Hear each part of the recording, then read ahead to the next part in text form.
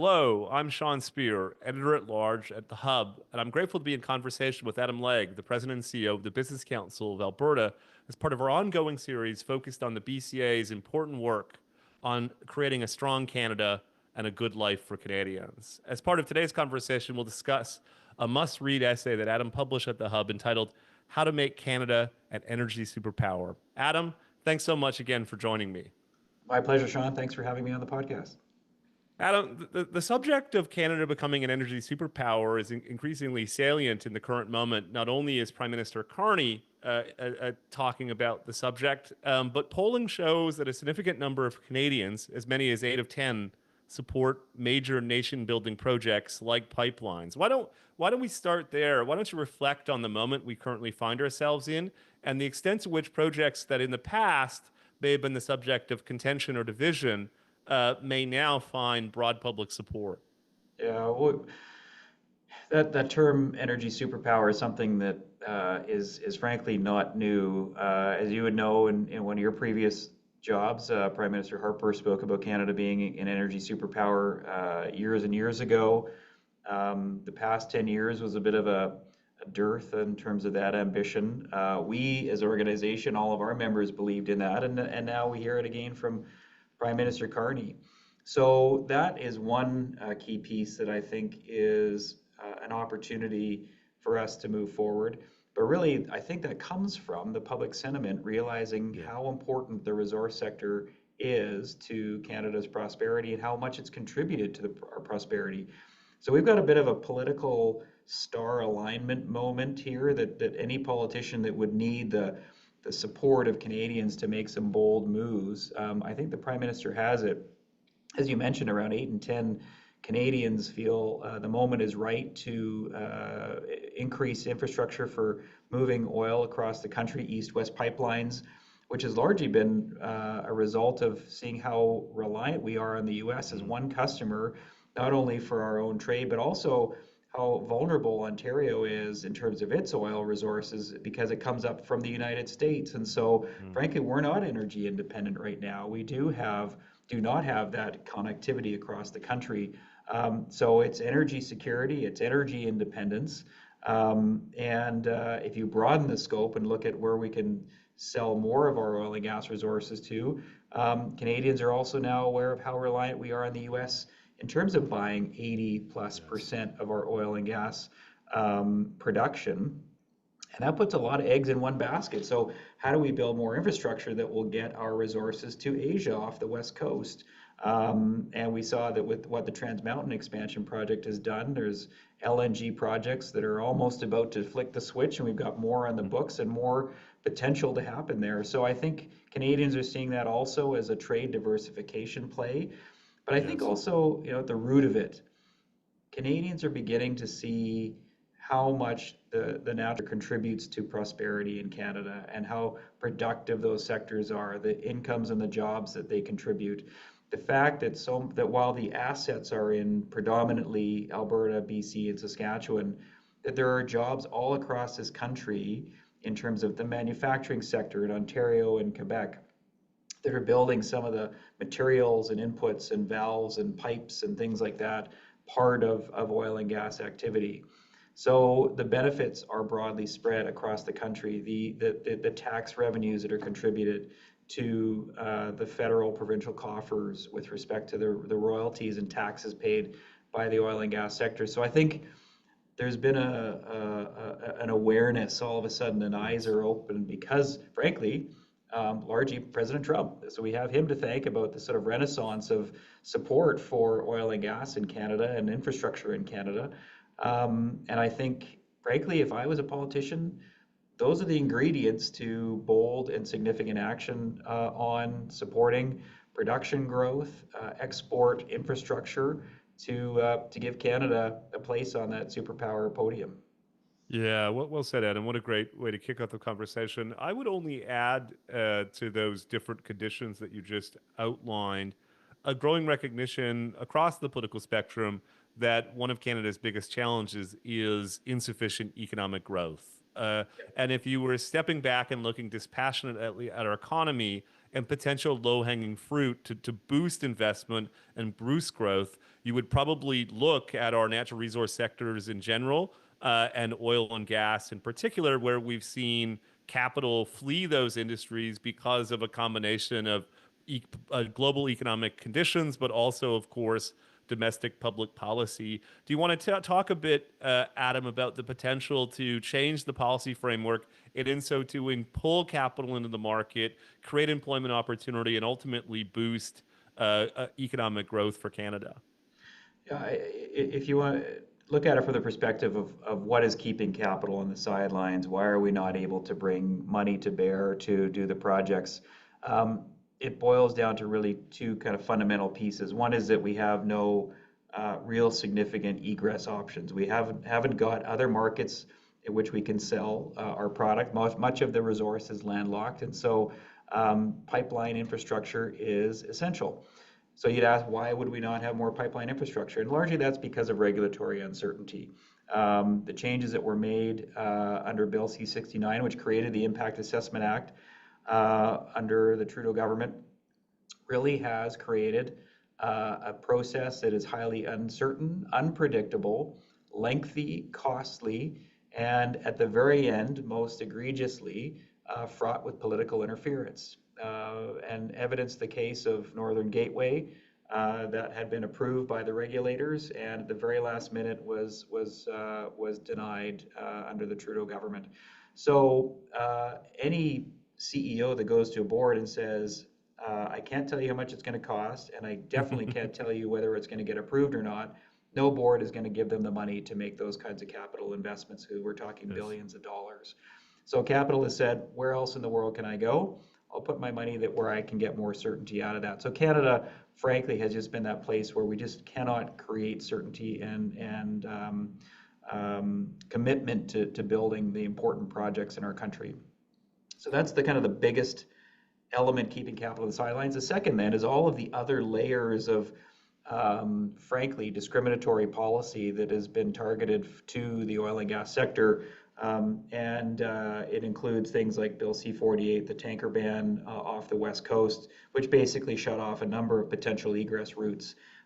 It includes the clean electricity regulations, in the sense that many of the oil sands facilities have behind-the-fence electricity cogeneration for their facilities. It includes the proposed oil and gas emissions cap, which is a de facto production cap, because the technology and the timelines associated with it simply can't manage the emissions under that proposed regulation.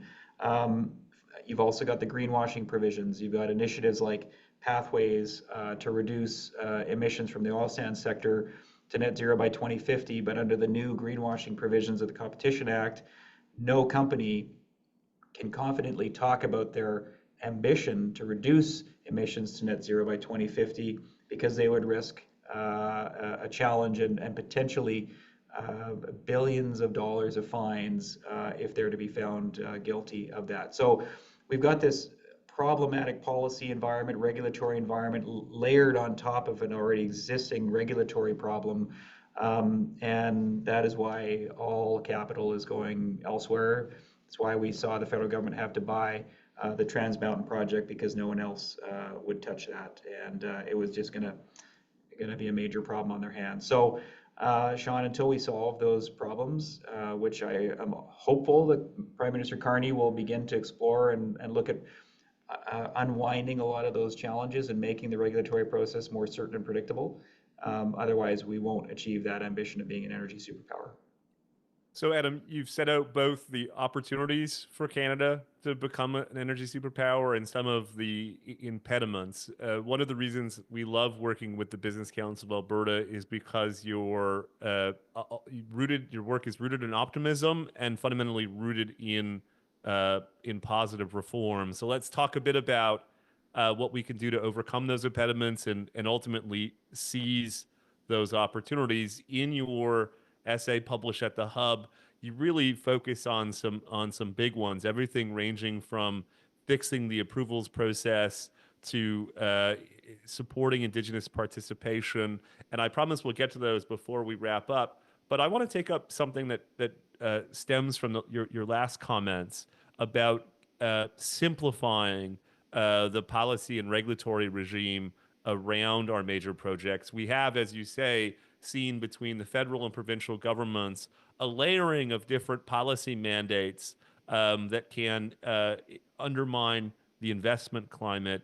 What does it mean to simplify the regime, and what in particular are you and your members looking for from Prime Minister Carney as a nod that he indeed is prepared to take steps to make Canada an energy superpower? I think the first piece we'd be looking for from the Prime Minister is an acknowledgement that, hey, folks, in the past decade, we've just made this so cumbersome, so problematic, so layered that no surprise that we don't have capital coming here. So a commitment to unwinding and reversing some of those problematic challenges. And so it begins with, I think, a signal on the regulatory side that he's committed to keeping Bill C-69. And if he's going to do so, I hope he's prepared to get out his red pen because it is going to take a lot of change to that legislation. But at least committing to making it more certain, more predictable, shorter, faster, more efficient, et cetera. And then it's saying we've got policy layers that are confusing and compounding. For example, the production cap the emissions. It is a production cap, but the emissions cap, Freudian slip there. But we already have a price on carbon for the industrial sector in Canada. This is just another layer that creates a discriminatory policy for one sector. And frankly, given that in Alberta, for example, we have a provincial program that has been adopted and approved by the federal government, which we call the TIER, the Technology Innovation and Emissions Reduction Yes. Program. So then under emissions cap, what has supremacy? The emissions cap or the TIER program? So it's about saying, look, we're going to have one model, one approach, simplified, get rid of all of this stuff that is uncompetitive with our peer nations, removing the emissions cap, removing the Bill C-48, the tanker ban, drastically overhauling Bill C-69, unwinding the greenwashing provisions. So I think it's a signal. Not all of that, Sean, will happen very quickly. I know he's committed to try and get as much done before Canada Day as possible. Some of those things can be done in earnest, but not much of that will be completed by Canada Day. But let's get the ball rolling. Let's commit to that and begin to make a policy environment that is just a single layer, that is about certainty and predictability, that enables the sector versus constrains the sector.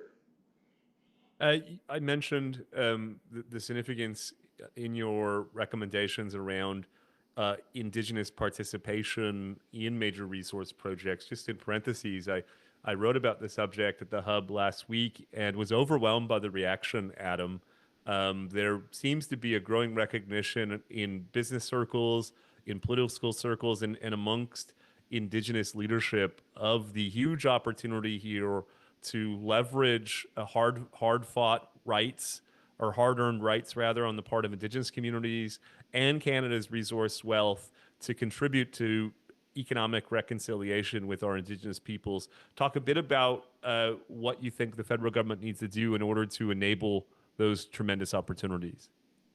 I think there's really sort of three key ingredients on the Indigenous side, Sean. The first is really coming up with a very consistent, clear process for engaging with Indigenous communities as the federal government or provincial governments are assessing major projects. What we found when we did our project, Future Unbuilt, on regulatory reform in Canada, was that different departments in the federal government dealt with different projects in different ways, and they didn't talk to different groups. And one project in one department would talk to one stakeholder group in an Indigenous community, and another department would talk to another group. So it's just a scattershot, uncoordinated approach. And so there needs to be some kind of consistent engagement approach with Indigenous communities through major projects at the national and provincial level. So that would be the first part. The second part would be many of these communities are realizing opportunities for the very first time in terms of partnerships and project approvals, and a lot of the ability to evaluate what's good for them and what's not good for them in terms of a long-term partnership. Some of the capacity isn't there. So helping communities build capacity and knowledge base so that they can evaluate these projects from a place of insight, perspective, and strength.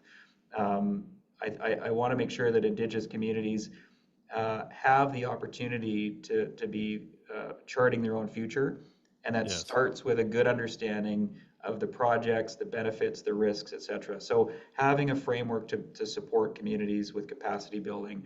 And the third is something we've seen really supercharge some of the opportunities for Indigenous communities, and that is equity participation. Premier Kenny here in Alberta created the Alberta Indigenous Opportunities Corporation, which is a loan guarantee program which enables Indigenous communities to then go out and get private sector financing to actually play a long-term role in major project development. So instead of just getting a cash payment for a project running through their territory, they're actually getting to benefit in this project on a day-to-day, year-to-year basis for generations to come. That's creating economic opportunity. That's creating equity in the community. That's enabling them to develop and make choices of their own future. And perfect evidence of that is the Cedar LNG project, Mm-hmm. partnership with the Haisla First Nation and Pembina Pipeline, where the Haisla First Nation is a majority stakeholder in that. That is a project that is going to be a game changer for that community, and there's many examples. Enbridge has sold various assets to different Indigenous partnerships in Athabasca, equity partnership, again, ones that will enable them to develop opportunities for the future. So more of that. The federal government has created a federal loan guarantee program, and very happy to see that they did not restrict the kinds of projects that could be considered for those loan guarantees. That was a big worry for us, that they would take kind of an infrastructure bank approach such that major oil and gas projects would be ineligible for that, but they've gone project agnostic, which is what they should have done. So those three are key ingredients will enable insight, perspective, consistency, the ability to live up to the obligations that the Crown has with respect to duty to consult and free, prior, and informed consent, enable that capacity to be residing within the communities, and then have a multi-generational equity role. And that is just a recipe for success into the future. Here, here. Penultimate question to you, Adam. In broad brushstrokes, in a world where the government wants to preserve the framework of Bill C-69, what type of changes to the approvals process are possible and, in your mind, desirable? Well, there has to be established set of timelines around the entire process and the various chunks within the process. What we found was so much of what was considered the pre-evaluation time frame, which is outside the clock, so to speak, Sean. They were Yes. loading that up with all of the stuff that should have gone into the clock time, and Yes. so they were burning up a ton of time that they didn't have to account for. So making sure you've got a very time-bound process, making sure that you're not exploring things on an academic basis. There was a lot of stuff that happened, particularly in the Trans Mountain example, that were purely academic and scientific interests. They were not associated with environmental impacts that were material to the landscape that the project was going through. You need to make sure that it is remove the political interference from the process, so ministers cannot weigh in after a body that is tapped with making these kinds of decisions are making their decisions. You need to make sure that you're establishing the concept of standing so that only the people and parties Yes. that are affected by the Yes. project or within a specific zone of the project have the ability to intervene and challenge the process. We've seen parties from outside our national boundaries influence the outcomes of some of Yes. these projects in the past, and so we have to reintroduce the concept of standing. So giving a committed amount of time, getting a streamlined amount of information, using precedent as a basis for evaluating going in the future.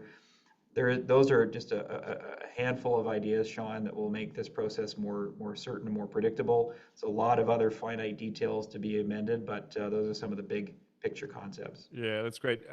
With respect to big picture, let's wrap up with your final recommendation, which isn't merely about policy. In a way, it speaks to a mindset change, and that is that the Canadian government ought to see itself as a champion for Canada's natural resources and the industries and firms that are responsible for deploying capital in order to generate wealth from them. Uh, why is that important in your mind, and what types of changes in the posture of the government would represent that mindset shift that you and your colleagues are calling for?